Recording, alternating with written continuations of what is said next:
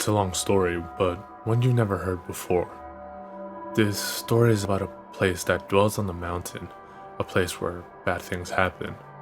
And you may think you know about the bad things, you may decide you have it all figured out, but you don't. Because the truth is worse than monsters or men. At first I was upset when they told me we were moving to some little town out in the Ozarks. I remember staring at my dinner plate while I listened to my sister throw a temper tantrum unbefitting of a 14-year-old honor student. She cried, she pleaded, and then she cursed at my parents. She threw a bowl at my dad and told him it was all his fault. Mom told Whitney to calm down, but she stormed off, slamming every door in the house on the way up to her room. I secretly blamed my dad as well. I had heard the whispers too. My dad had done something wrong, something bad, and the sheriff's department had reassigned him to some little out-of-the-way county to save face. My parents didn't want me to know that, but I did. I was 9, so it didn't take me too long to warm to the idea of a change. It was like an adventure. New house, new school, new friends. Whitney, of course, felt the opposite. Moving to a new school at her age is hard. Moving away from her new boyfriend, however, was even harder. While the rest of us packed up our things and said our goodbyes, Whitney sulked and cried and threatened to run away from home.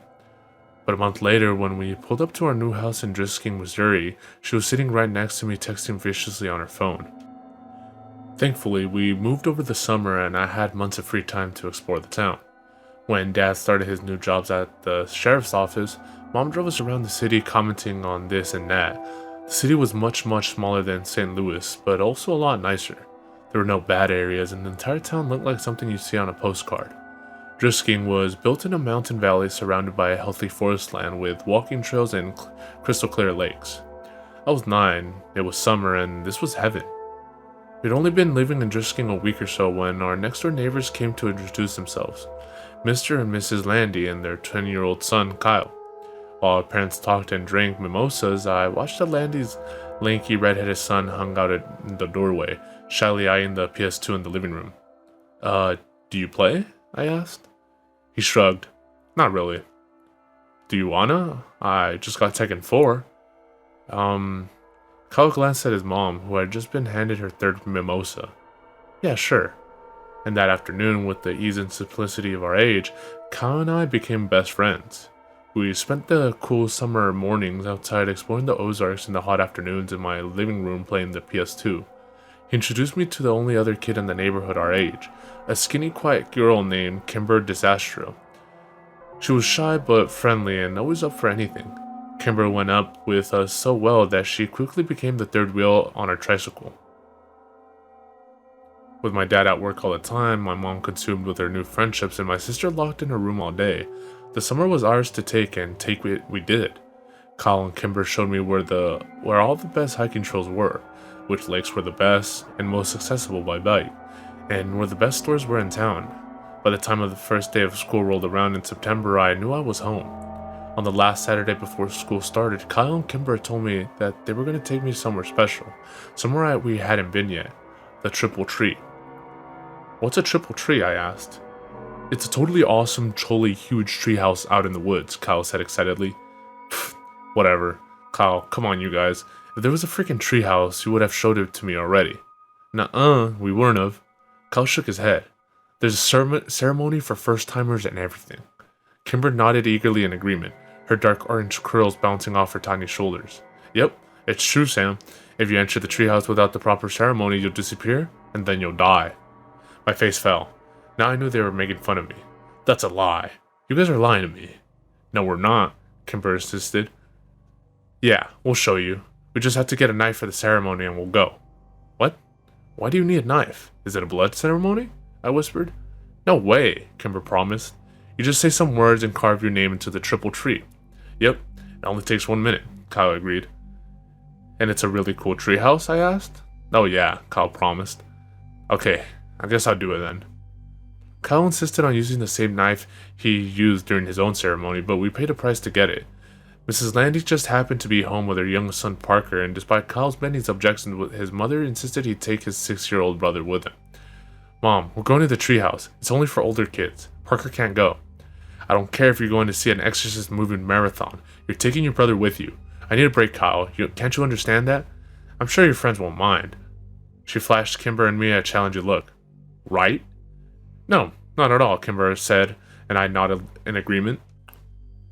Kyle made a loud, dramatic sigh and called his brother. Parker, put your shoes on. We're leaving now.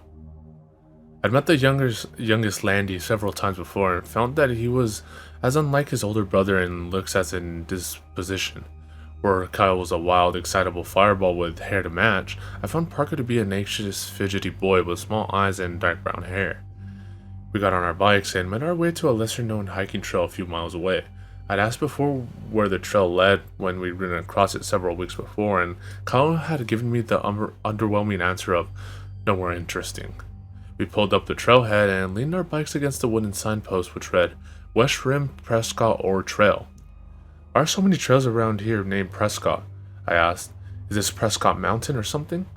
Kimber laughed. No, dummy. It's because of the Prescotts. You know, the family that lives in the mansion up on Fairmont. Mr. Prescott and his son Jimmy own like half the businesses in town. More than half, Kyle agreed. Which ones? Does he own the GameStop? The only store in Drisking I really cared about. I don't know about that one. Kyle wound a lock around the 4 bikes and clicked the bar into place, then spun the numbers on the dial. But like the hardware store, the pharmacy is goes on second on the newspaper. Did they start this town? I asked. Nah, mining started the town. I want to go home. Parker had been so quiet I completely forgotten he was there. You can't go home, Kyle rolled his eyes. Mom said I had to bring you. Now come on, it's only like a 2-mile walk.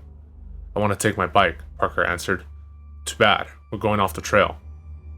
I don't want to go, I'll stay with the bikes. Don't be such a wussy. I'm not. Kyle, be nice, Kimber hissed. He's only 5. I'm 6, Parker objected. I'm sorry, 6. You're 6. Kimber smiled at him. Alright, fine. He can hold your hand if he wants, but he's coming. Kyle turned and started up the trail. Parker's face fell into an dignified frown, but when the charming Kimber stuck her hand out and wiggled her fingers at him, he took it. Kyle was right. It wasn't a long walk. Only half a mile down the trail and then another half-mile hike on the well-tread path up the mountain. It was a steep climb though, and by the time we got to the treehouse, I was winded. What do you think? Kyle asked excitedly. I studied the tree as I caught my breath. It's pretty awesome, I smiled, and it was. They hadn't lied. The treehouse was the biggest I'd ever seen. It had multiple rooms, and there were actual curtains in the windows. A sign above the door said, Ambercott Fort, and a rope ladder hung below the threshold, missing several planks. I'm going up first, yelled Parker, but Kimber caught his arm. You have to do the ceremony first, or you'll disappear, she reminded him. That'd be fine with me, Kyle grumbled. I was eager to get into the fort myself. Give me the knife. I held out my hand. Kyle smiled and dug the switchblade out of his pocket. There's some space in the back to carve your name. I opened up the knife and walked around the tree looking for an empty spot. There were so many names on the tree that I had to crouch down and look near the bottom since I couldn't reach any higher. I spotted both Kyle's and Kimber's carving on the tree, and I finally found a spot I liked near their ladder. I bit my tongue and carved Sam W into a blank piece of bark underneath someone named Paul S. Parker went next, but had so much trouble with the knife that Kyle had to do it for him. Alright, let's go. I ran over to the rope ladder. Wait, Kyle yelled. You have to say the words first. Oh yeah? Okay, what are they? Kimber sang them out. Underneath the triple tree, there is a man who waits for me. And should I go or should I stay, my fate's the same either way. That's creepy, I said. What does it mean? Kimber shrugged. No one knows anymore, it's just tradition. Okay. Can you say it one more time? Slower? Once Parker and I had recited the poem, we were ready to go. I climbed the rope ladder first and took stock of my new surroundings. The treehouse was more or less empty, just a dirty rug here and there and some trash, old soda can, beer cans, and fast food wrappers. I went from room to room, 4 in total, and found nothing of real interest until the last one. An old mattress lay in the corner and piles of musty ripped clothing scattered the floor. Did a hobo live here? I asked. Nah, this room has been like this for as long as I can remember, Kyle said from the doorway behind me. It smells gross, I said. Kimber walked up to the threshold, but refused to go any further. It's not the smell that freaks me out. It's that. She pointed up to the ceiling, and I raised my eyes to read what was written there. Road to the Gates of Hell, mile marker 1. What does it mean? I asked. It's just older kids being dicks, Kyle said. Come on, I'll show you the best part of the treehouse. We walked back into the first room and Parker looked up at us and smiled, pointing down to what he'd clumsily carved into the wooden floor. Fart, Kyle read. That's hilarious, Parker. He rolled his eyes, but his little brother didn't pick up on the sarcasm and smiled proudly. Kimber sat down on the floor next to Parker and I sat on his other side. Kyle took the knife from his brother and then walked across the room and wedged the blade in between two planks of the wooded wall. He pushed and the board gave, opening a small secret compartment in the wall. Kyle took something out and pushed the plank back in until it was flush with the others. Check it out, he turned around and proudly held up 2 cans of Miller Lite beer. Whoa, I said. Ew, warm beer. That's gross. How did you even know it was there? Kimber asked. Phil Saunders told me. Are we gonna drink it? I asked. Hell yeah, we're gonna drink it. Cal came and sat down in our circle, popped open the first beer and offered it to Kimber. She eyed it like she was trying to hand her a dirty diaper. Come on, Kimmy. Don't call me that. She yelled at him and reluctantly took the beer. She smelled it and made a face, then pinched her nose and took a small swig. Kimber shuddered. That was even grosser than I imagined. I don't want any. I'll tell Mom, Parker said quickly as the beer passed in front of him to me. Good, 'cause you ain't getting any, Kyle promised, and you won't tell Mom shit. I put on my best poker face and took a long, deep swallow of the warm beer before I had the chance to smell it. It was a poor decision when I retched. The foul yellow liquid went all over my shirt. Aw man, now I'm gonna smell like beer. We spent the next hour and a half drinking the 2 cans of Miller Lite, and after a while the taste grew more tolerable. I couldn't tell if I was becoming a man or actually getting drunk. I hoped it was the former. When the last drop of beer was consumed, we spent 20 minutes trying to determine if we were drunk. Kyle assured us that he was wasted while Kimber wasn't sure. I didn't think I was, but I failed all of our drunk tests. Kimber was in the middle of reciting the alphabet backwards when a loud metallic grinding suddenly pierced the calm mountain air like a gunshot. Kimber stopped talking and we spent a few minutes staring at each other, waiting for the noise to end. Parker curled into Kimber and put his hands over his ears. After what seemed like 10 whole minutes, the sound ended as suddenly as it began. What was that? I asked, and Parker mumbled something into Kimber's sweatshirt. Do you guys know? I tried again. Kimber stared at her feet as she crossed and uncrossed them. Well, it's nothing, Kyle answered finally. We hear it sometimes in town. It's not a big deal. It's just louder up here. But what's making that sound? Borrasca, Kimber whispered without taking her eyes off her feet. Who's that? I asked. Not who. Where? Kyle answered. It's a place. Another town? No, it's just a place in the woods. Oh. Bad things happen there, Kimber said more to herself than me. Like what? Bad things, Kimber repeated. Yeah, don't ever try to find it, dude, Kyle said behind me, or bad things will happen to you too. But like, what bad things? I turned around. Kyle shrugged and Kimber stood up and walked over to the rope ladder. We'd better go. I have to get home to my mom, she said. We climbed down the ladder one by one and then started the walk back to the trailhead in an unfamiliar silence. I was dying of curiosity about Borrasca, but I couldn't decide if and what to ask about it. So, who lives there? Where? Kyle asked. Borrasca. The skin men, Parker answered. Kyle laughed. Only babies believe that. Like, men who are skin? Like their skin is gone? I asked excitedly. Yeah, that's what some kids say. Most of us stopped believing in that, though, when we turned double digits, Kyle said. I looked back at Kimber, who was still 9 like me, but she was staring down the trail, ignoring us. That seemed to be the end of the conversation, and by the time we reached our bike, the awkwardness was gone and we were gamely trying to decide if we were too drunk to bike home. School started 2 days later, and I'd completely forgotten about Borrasca.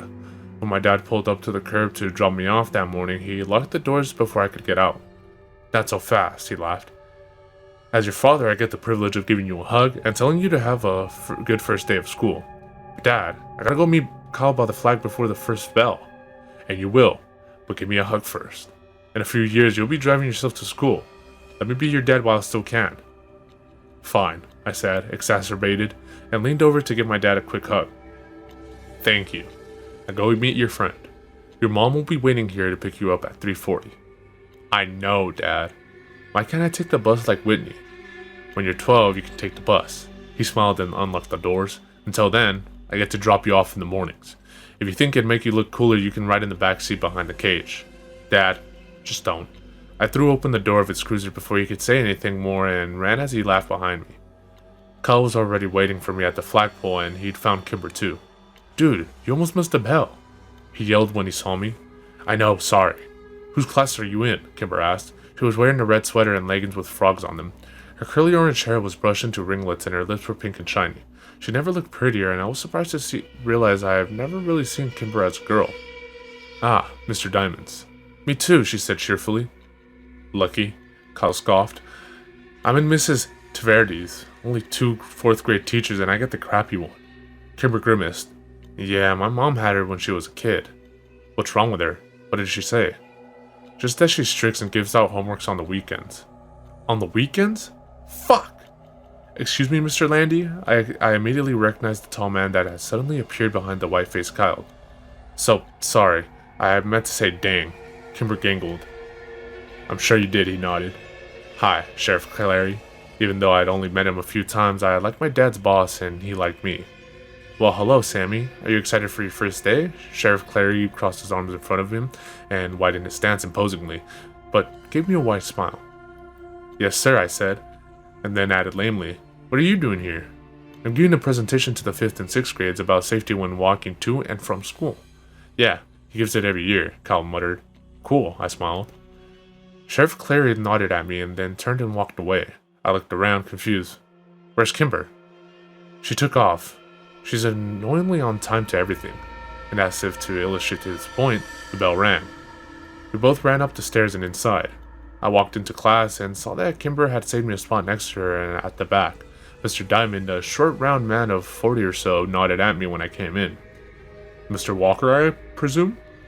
Yeah, that's me, I mumbled as I rushed past him to the desk next to Kimber. Welcome to Drisking Elementary, and for the rest of you, welcome back. Go Grizzlies. The class echoed a reluctant and subdued Go Grizzlies. Kimber introduced me to the other kids in the class throughout the morning. Most of them were nice, if sort of underwhelmed by me. They said their hellos and asked where I was from, and the conversations usually ended up with an unimpressed, okay. A group of girls who sat near the front snuck looks at us all morning and snickered. I asked Kimber who they were, and she just shrugged. During our second break, they came up and talked to me. Are you friends with Kimber DeSastro? A dark-haired girl asked me. Yeah, I answered and looked over at Kimber. She was watching me with ruddy eyes. Are you related to her? Nope. I didn't think so because you don't have orange hair. I didn't know what to say to that. You don't have to be friends with her, you know, said the second girl with the oddly round face. I want to be friends with her. A third girl behind the other two snorted. She had pretty auburn hair and a rude upturned nose. Well, if you do, you're gonna be in the ugly kid group, the first girl warned, and once you're in that group, you can't leave it either. Better than the bitch group, I said. Rude nose and round face gasped, but dark-haired smiled. We'll see, she said, and the three returned to the corner of the room. I sat back down next to Kimber, feeling like a badass. It was the first time I'd ever used a swear word in front of anybody other than Kyle. What did they say to you? Kimber asked nervously. They said you're too pretty to be near them and that you make them look gross, so we have to stay away from them. Liar, Kimber answered, but I could tell she was smiling. We met Kyle in the cafeteria at lunch, and he had nothing but bad things to say about his morning. Mrs. Taverdi was old and mean, and she made everyone come up and say something about themselves even though the class only had 14 kids, and they all knew each other. When the bell rang for recess, I went to throw my lunch away and went with Kyle, and I bumped into a kid I hadn't seen before. Hey, are you Sam Walker? The kid asked. Yeah. Oh, your sister is dating my brother. Oh man, Kyle laughed. Your sister is dating a Whittaker? Shut up, Kyle, the kid grumbled. She's gonna be Whitney Whittaker. As funny as it was, I couldn't help but be a little surprised. Not that I'd been paying attention, but I'd only seen Whitney out of her room once over the summer. Where did she meet him? I asked the Whittaker kid. I don't know, probably at his job. His job where? He works at Drisking Water. It didn't make any sense to me, but I shrugged it off. I did remember my mom giving Whitney some menial tasks like getting the car washed and setting up some utilities to get her out of the house. Maybe she met him once and they started dating over text. Teenagers were weird. The rest of the school week followed much like the first. We were well into the first month when I heard someone mention the skinned men again.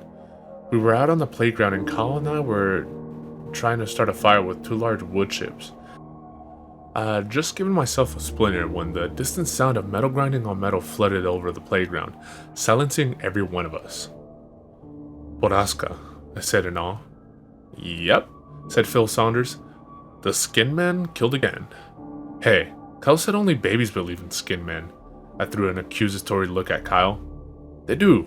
Phil's just stupid. Am not. Ask Danielle, she's seen them. Phil scanned the playground and then yelled at a blonde girl talking to a rude nose. Hey Danielle, come here. The blonde girl rolled her eyes but came skipping over anyways. What do you want? I told you Kayla doesn't like you, Philip. No. Tell them about the skin man. Phil gestured to the air around us, which was filled with the metallic scraping coming down from the mountains. You tell them. No. You saw them, so you tell them. I didn't see them. Paige saw them. Oh, Phil said, and an uncomfortable silence descended. You guys are weird, Danielle said before flipping her hair in our faces and leaving. Who's Paige? I asked when she'd gone. Her sister, Phil said. Paige disappeared when we were like 5, Kyle said. After she saw the skinned man, Phil added. The sounds from the mountains abruptly ended, and the subdued atmosphere of the playgrounds disappeared with it. When the bell rang, Kyle lined up in his class line, and since Phil was in my class, I made sure I was behind him. The teachers began to count us off. Hey, what else do you know about Borrasca? I whispered to him. My brother said that's where people go when they disappear, to Borrasca. What happens to them there? Bad things, he said, and then shushed me when I asked him what he meant. The year dragged on, and it wasn't until Christmas break that I heard the machine at Borrasca again. It was December, and there was a thick blanket of snow on the ground, which only served to amplify the noise from the mountain. I sat in my room, listening to it for a few minutes, trying to decide what was happening in the place that bad thing happened. I saw my dad's cruiser pull up out the window and went downstairs to greet him. As I passed my sister's door, I heard her giggling in that annoying teenage girl way, and I cringed. I hope Kimber never got like that. Dad! I skidded on the landing just as he opened the door. My dad stomped the snow off his boots and threw open his arms. Sammy, how many years has it been? He joked. It was true I hadn't seen much of my dad lately since he was working so much. Doing what? I didn't know, since this was the quietest, lamest town ever. Mom thought the sheriff was grooming Dad for his job since Claire was so old, and Dad never really agreed or disagreed with her. He'd only been at the department 7 months, after all, and he doubted people in the county would vote for him. Hey Dad, do you hear that? That, like, machine-sounding noise? Yep, I hear it in town every now and then. Do you know what it is? I asked the sheriff about it, and he told me the noise comes from private property up in the Ozarks. Is the property called Borrasca? I asked quickly. I have no idea. Borrasca? Where'd you hear that? I shrugged. Kids at my school. Well, it's nothing to worry about, Sammy. Probably just some logging equipment. But is the place called Borrasca? Like, have you heard that name before? No, I've not heard that name before. Dad pulled up his boots and shrugged off his coat, looking towards the kitchen. I could tell I was losing him. Have you ever heard of the skinned men? I asked quickly. Skinned men? Good God, Sam, is your sister telling you these stories? No. But he wasn't listening to me anymore. Whitney, he yelled up the stairs. No, Dad. Whitney doesn't even talk to me, I repeated. I heard a door creak open upstairs, and Whitney peered over the railing, phone in hand, and an annoyed look on her face. Are you trying to scare your brother? Dad demanded. Dad, no, I said again. Whitney shot me a betrayed look. Ugh, seriously, as if I'd waste my time. You aren't telling him stories about skinned men? No, Dad. I told you I heard it at school, I said. Whitney gestured to me as if to say, see? Alright, well, you kids need to start getting along. You're family, for Christ's sake. Whitney rolled her eyes, and when Dad walked into the kitchen, she stuck her tongue out at me. Real mature, Whitney, I yelled up at her, but she was already gone. I'll tell Dad about your boyfriend. Christmas came and went with surprising smoothness at our house. Whitney and I got everything we'd had on our list, which was a first for us. The town may be smaller, but Dad's paychecks were clearly better. I wore my new Rams parka on the first day back to school after Christmas break. Kyle fawned over it, and Kimber showed off the blue pearl necklace her mom had gotten her for Christmas. Kyle and I feigned interest, but did it poorly. Kimber knew, but just seemed happy we cared enough to fake it.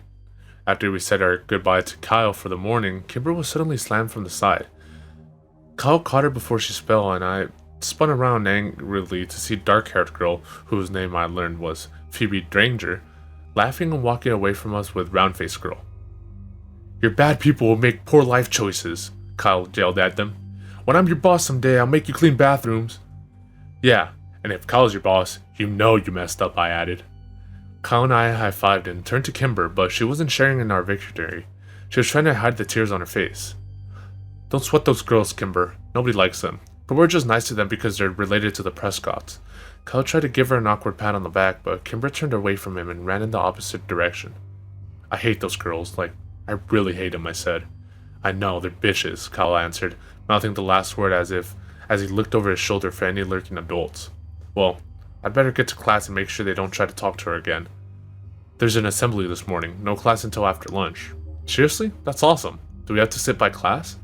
"Not usually, but we better get there quick so we can get seats at the back," Kyle said as we started walking. "What's the assembly for?" I asked. "It's either DARE or the History Society presentation." "What's DARE?" "You know, DARE, as in, don't you dare do drugs or you're grounded until you're dead?" "Oh, I hope it's a history thing then." We found Kimber already in the auditorium. She had collected herself and saved us both seats at the back of the room. She waved us over just as the puffy, stern Mrs. Taverty walked onto the stage. "Hello, 4th grade students. This morning we have a special presentation for you from the Historic Preservation Society of Drisking. If you have questions during the course of the lecture, please raise your hand." "Like that'll happen," Kyle laughed. "Now, I'd like you to introduce you to Mr. Wyatt Dowding, Mrs. Catherine Scanlon, and of course, Mr. James Prescott." "What? Jimmy Prescott and not his dad? That's so weird," Kimber whispered. "Dude, Thomas Prescott has done this presentation every year for like 20 years, Kyle said. "It's definitely weird." "It's not weird," whispered Mike Sutton from behind us. He leaned forward. "Tom Prescott went crazy like a year ago. He didn't do the presentation last year when my sister was here either." "I don't like Jimmy Prescott," Kimber shook her head. "He gives me the heebie-jeebies. His dad is so much nicer. He's like a grandpa." The presentation was slow and boring. Mr. Dowding and Miss Scanlon talked about the first settler here, the Cherokee and the Trail of Tears. They talked about Alexander Driscoll's discovery of a motherlode of ore in the mountains and settling here with his family to mine and refine the iron.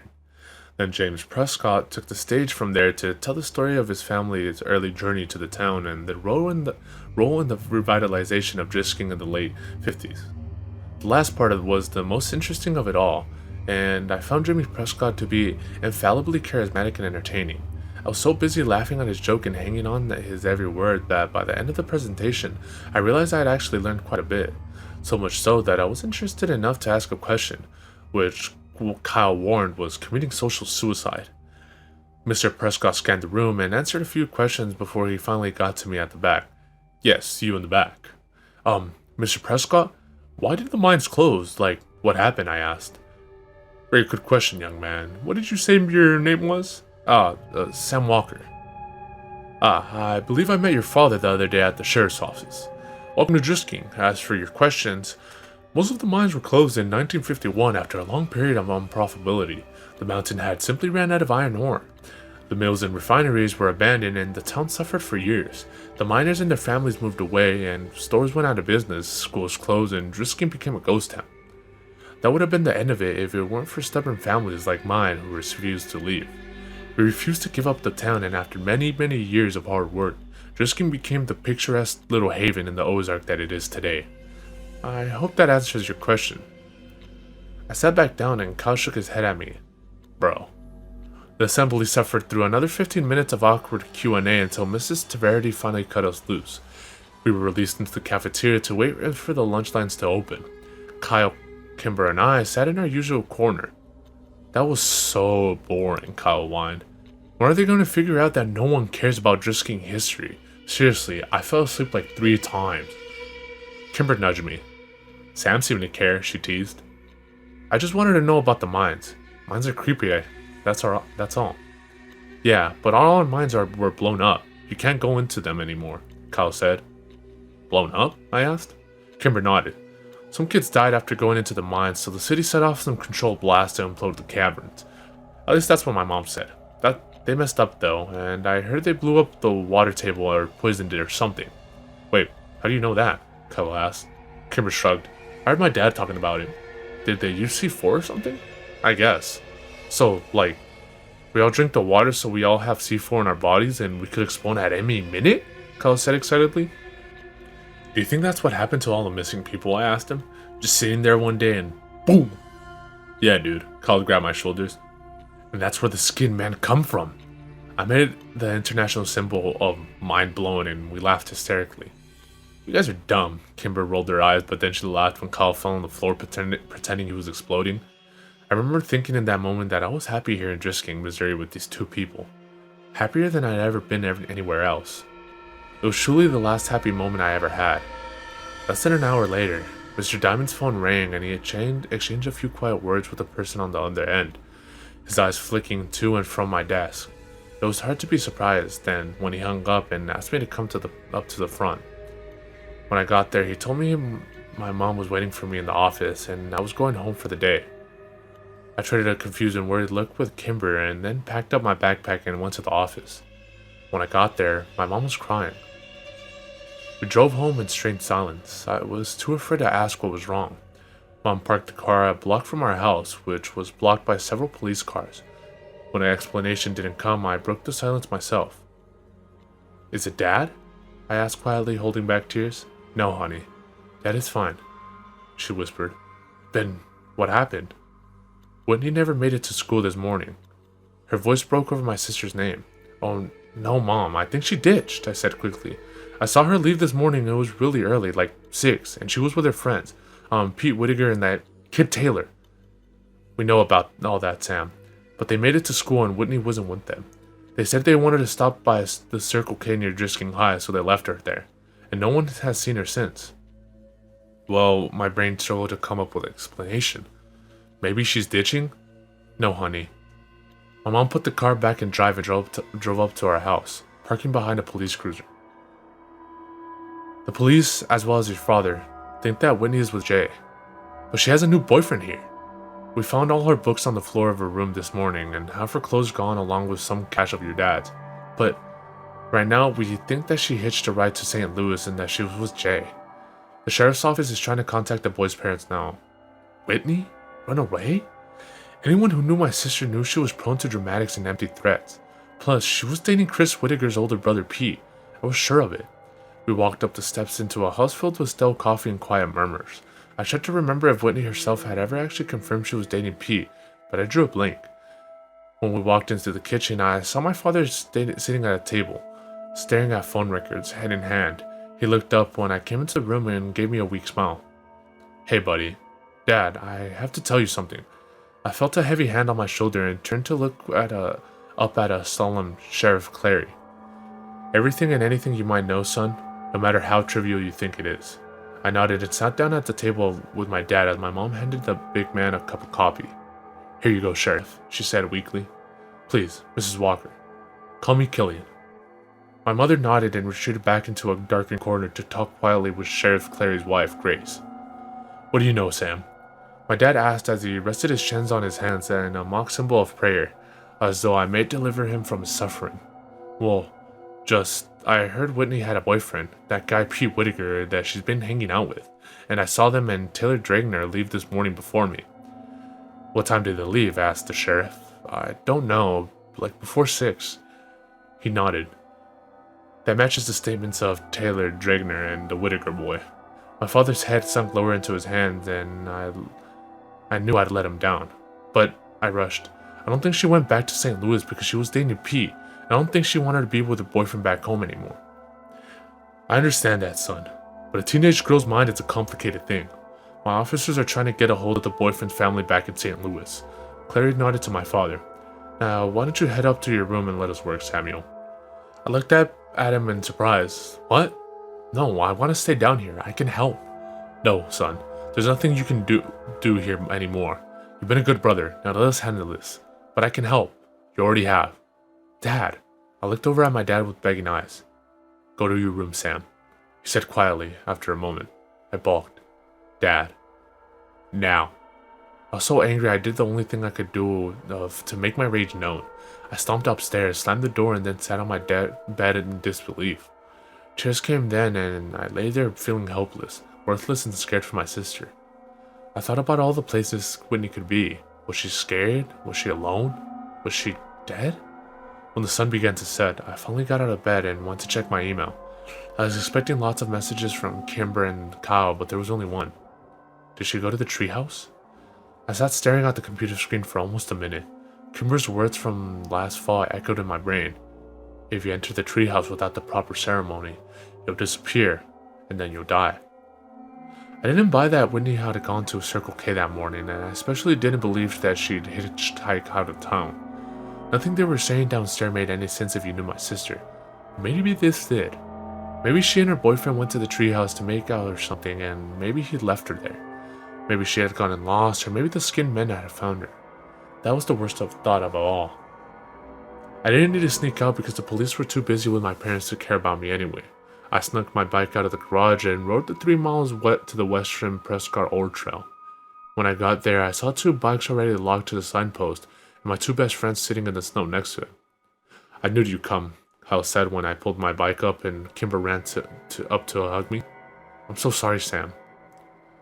There was really nothing for me to say, and they didn't push. Kimber took my arm and we started up the trail. The silence between us was stretched, but comfortable.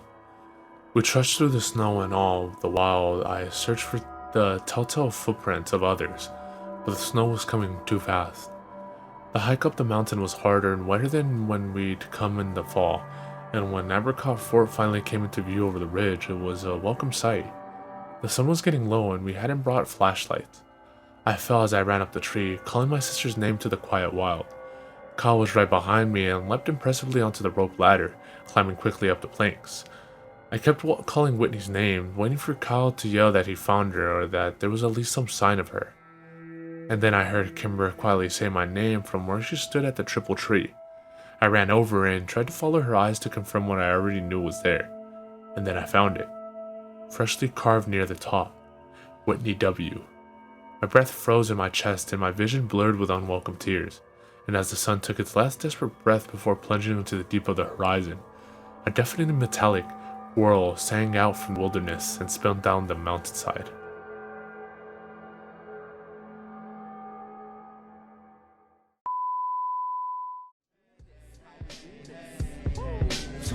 Letting the blow, plus getting the dough. We be checking your hole while you sweating the flow. I be intellectual, incredible, and flexible. I turn the virgin sexual, impeccable, and technical. I be the first letter, you ain't know. Check the alphabetical order. My natural elements, chemical shorter to leave it cruel. More bloodier, dimensional waters. On the 28th, your thoughts are pennyweight. I'ma generate these bonds.